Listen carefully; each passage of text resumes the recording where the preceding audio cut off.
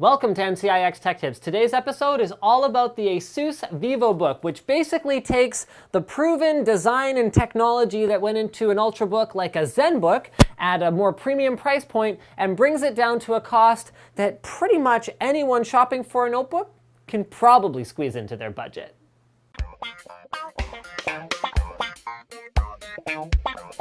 Usually when I'm talking about a step-down model, it's not only that sort of, it's slightly lower specs in terms of the speeds and feeds, but you'll usually find something really noticeable to point at and go, oh yeah, that's why it's cheaper. For example, on a ZenBook, you'd find a nice large touchpad. On a Vivobook, you might expect to find a small, insufficient touchpad. You don't. Nice large touchpad. While you might expect to find a lot of flex to the keyboard, you don't. You've got a nice high-quality chiclet keyboard that is very, very solid to type on. While you might expect to find maybe just a 2-point multi-touch screen, you don't. This actually has a 10-point multi-touch screen, just like a flagship model would.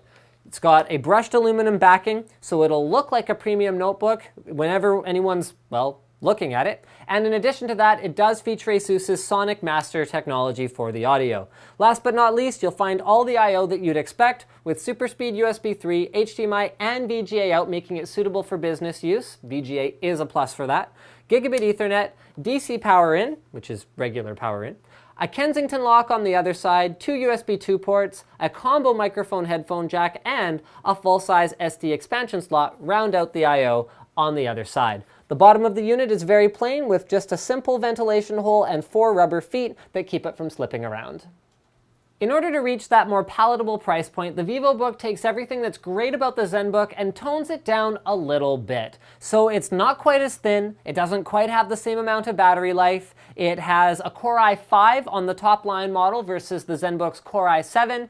This particular one comes with 6 gigs of RAM, which is very respectable, but there are 4 gig versions also available. And unlike the ZenBook, the Vivobook uses a hard drive with an SSD cache to achieve the quick wake from sleep times that are required for the Ultrabook label, as well as fast boot times. In my experience in the real world, this actually delivers a very satisfying user experience, but it's not quite to the same level of premiumness that you get from a dedicated boot SSD. It still has wireless N, it still has gigabit Ethernet built in, so you've got all the connectivity you need, but it just comes in at, a more palatable price point.